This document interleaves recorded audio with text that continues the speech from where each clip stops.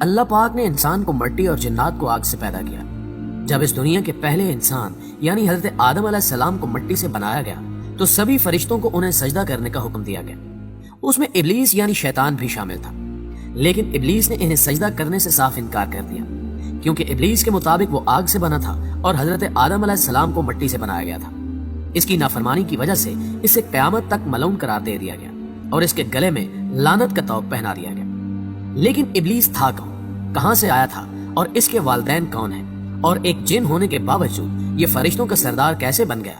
آج کی اس ویڈیو میں ہم آپ کو ابلیس کے بارے میں مکمل تفصیل سے بتانے کی کوشش کریں گے، مگر یہاں حسب رواج چینل پر آنے والے نئے دوستوں سے درخواست کرتے چلیں کہ پہلے یوٹیوب کے اس منفرد چینل اردو کور کو سبسکرائب کرتے ہوئے ساتھ موجود گھنٹی کے بٹن کو بھی دبا دیں تاکہ ہر نئی آنے والی ویڈیو کی نوٹیفیکیشن آپ تک باقاعدگی کے ساتھ پہنچتی رہے۔ نیز ہماری حوصلہ افزائی کے لیے ہماری ویڈیوز کو لائک ضرور کیا کیجیے تاکہ دلچسپ ویڈیوز کا تسلسل برقرار رکھا جا سکے۔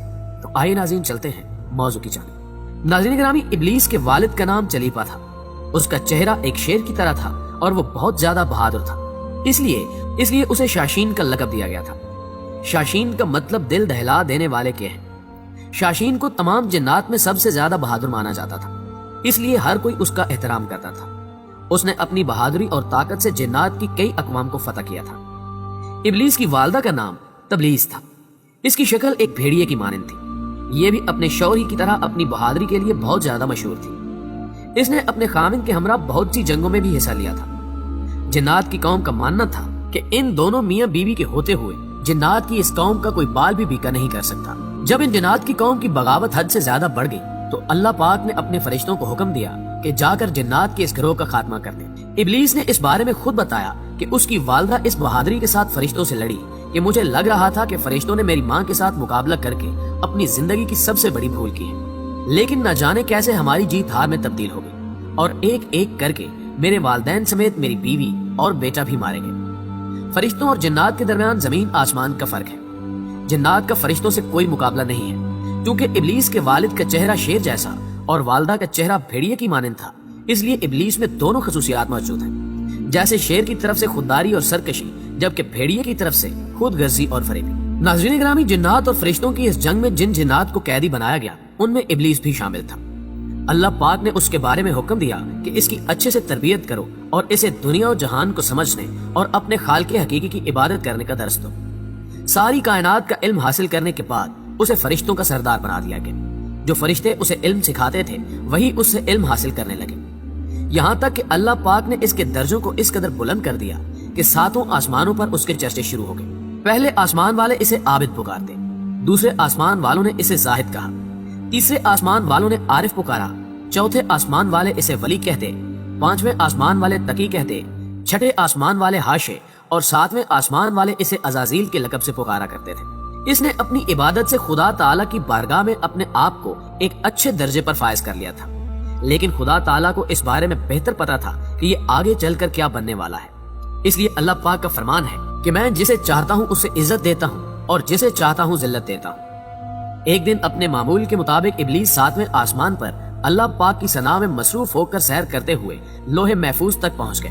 یہ وہاں دیکھتا ہے کہ اس پر لکھا ہوا ہے کہ ہمارا ایک بندہ ایسا بھی ہے جسے ہم ہزاروں نعمتوں سے نوازیں گے، زمین سے اٹھا کر آسمان تک پہنچا دیں گے، یہاں تک کہ جنت میں داخل کر دیں گے، لیکن ہم اسے ایک حکم دیں گے جس کا وہ انکار کر کے بغاوت کر بیٹھے گا۔ اس نے لوح محفوظ میں مزید اعوذ باللہ من الشیطان الرجیم واضح الفاظ میں لکھا ہوا بھی پڑھا تھا۔ ابلیس اس عبارت کو پڑھ کر 2000 سال تک روتا رہا کہ آخر ایسا کون بدبخت ہوگا جو اللہ پاک کے حکم کی نافرمانی کرے گا۔ اس کشمکش میں یہ اللہ پاک کی بارگاہ میں حاضر ہوا اور عرض کی، مولا بھلا ایسا احسان فراموش کون ہو سکتا ہے جو تیرے حکم کی نافرمانی کرے گا، جسے شیطان کا نام دے کر اس سے پناہ مانگی گئی ہے۔ اللہ پاک نے ابلیس کو بتایا کہ ایک ایسا بھی ہوگا جو ہزاروں نعمتیں حاصل ہونے کے باوجود ہمارے ایک حکم کی پیروی نہ کرنے کی وجہ سے دنیا جہان میں رسوا ہوگا۔ ابلیس نے کہا کہ مولا میں اس کو دیکھنا چاہتا ہوں۔ اللہ پاک نے ارشاد فرمایا کہ تو اسے جلد ہی دیکھے گا۔ ہزاروں سال ابلیس اس شیطان سے ملنے کی آرزو کرتا رہا۔ اسی دوران اسے خبر ہوئی کہ زمین کی مٹی سے ایک پتلا تیار کیا جا رہا ہے جس کا نام آدم ہے۔ آخرکار وہ دن آ گیا جب حضرت آدم علیہ السلام کو مٹی سے بنا کر ان میں روح پھونک کر انہیں زندہ کیا گیا اور تمام فرشتوں کو یہ حکم ہوا کہ حضرت آدم علیہ السلام کو سجدہ کرو۔ تمام فرشتوں نے حضرت آدم علیہ السلام کو سجدہ کیا، لیکن ابلیس نے اپنی انا میں آ کر سجدہ کرنے سے انکار کر دیا اور کہا میں اس سے افضل ہوں، میں اسے سجدہ نہیں کروں گا۔ اللہ پاک نے پھر اسے بتایا کہ لوح محفوظ پر جس شیطان کے بارے میں لکھا ہے وہ تو ہی ہے، تو نے میرے حکم کی نافرمانی کی ہے، اس لیے قیامت تک تو ذلیل و رسوا ہوتا رہے گا اور لوگ تجھ پر لعن طعن ہی کرتے رہیں گے۔ اللہ پاک نے ابلیس کو قیامت تک کے لیے مہلت دی ہے کہ وہ جو چاہے کر سکتا ہے، اسے بالکل کچھ بھی نہیں کہا جائے گا، لیکن بروز قیامت اس کو بھی موت کا ذائقہ چکھنا ہے اور اس کی موت ایسی دردناک ہوگی جس کا اندازہ کوئی بھی نہیں لگا سکتا۔ اس سے پہلے قیامت کے مناظر کے بارے میں آپ کو بتاتے چلیں کہ قیامت کب اور کیسے آئے گی۔ ہمارے پیارے آقا محمد صلی اللہ علیہ وآلہ وسلم نے قیامت کی چند نشانیوں کے بارے میں ہمیں آگاہی دی ہے، جن کے مطابق قیامت کے دن سورج مشرق کی بجائے مغرب سے طلوع ہوگا۔ اس وقت زیادہ تر لوگ اپنے روزمرہ کام کر کے سو جائیں گے اور رات ہو جائے گی۔ یہ رات 3 راتوں کے برابر ہوگی۔ لوگ اپنی نیند مکمل کر کے اٹھ جائیں گے، لیکن رات ختم ہونے کا نام ہی نہیں لے گی۔ اس پریشانی کے عالم میں سورج مغرب سے طلوع ہوگا اور کچھ دیر بعد دوبارہ غروب ہو کر مشرق سے طلوع ہوگا۔ قیامت کا یہ منظر دیکھ کر شیطان زاروں قطار رونے لگ جائے گا اور چلائے گا کہ ہائے میری موت کا وقت آ گیا ہے۔ اس کے چیلے اس کا یہ حال دیکھ کر اسے دریافت کریں گے کہ آخر کیا وجہ ہے، آج سے پہلے ہم نے تمہیں اتنا غمگین اور ڈرا ہوا نہیں دیکھا۔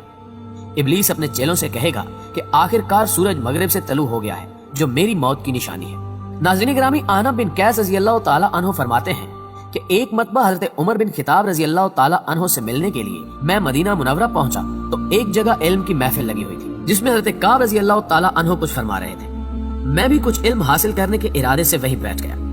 حضرت کعب رضی اللہ تعالی عنہ نے فرمایا کہ جب حضرت آدم علیہ السلام اپنی وفات کے وقت اللہ پاک سے عرض گزار ہوئے کہ اے اللہ پاک، میری موت سے میرا دشمن شیطان بہت زیادہ خوش ہو جائے گا کیونکہ وہ قیامت تک زندہ رہے گا، تو اس پر جواب آیا کہ اے آدم، تم موت کے بعد جنت میں چلے جاؤ گے، لیکن ابلیس قیامت تک دنیا میں اس لیے رہے گا تاکہ بروز قیامت اس نے جتنے لوگوں کو گمراہ کیا ہوگا ان کے حساب سے اسے موت کی تکلیف کو برداشت کرنا پڑے گا۔ یہ جواب سن کر حضرت آدم علیہ السلام نے ملک الموت سے سوال کیا کہ آخر ابلیس کی موت کیسی ہوگی، اس کے بارے میں ذرا مجھے بھی بتاؤ۔ جس پر ملک الموت نے ابلیس کی موت کے بارے میں بتانا شروع کیا تو حضرت آدم علیہ السلام اس کی موت کا سن کر اس قدر خوفزدہ ہو گئے کہ انہوں نے ملک الموت سے فرمایا کہ بس اب اس سے آگے مجھے کچھ مت بتاؤ۔ یہاں تک بتا کر حضرت کعب رضی اللہ تعالی عنہ بھی خاموش ہو گئے، لیکن لوگوں نے اصرار کیا کہ ہمیں ابلیس کی موت کے بارے میں بتائیں، تو انہوں نے پھر سے بتانا شروع کیا کہ قیامت کے دن لوگ اپنی عام زندگیوں میں مصروف ہوں گے کہ اچانک ایک بہت ہی زوردار دھماکہ ہوگا۔ اس دھماکے کے خوف سے بہت سے لوگ مر جائیں گے یا بے ہوش ہو جائیں گے۔ اس کے بعد اللہ پاک ملک الموت سے فرمائیں گے کہ میں نے تمہارے مددگار فرشتوں کو سب سے زیادہ تمہارا معاون بنایا اور تمہیں ان سب کے برابر قوت و طاقت عطا فرمائی۔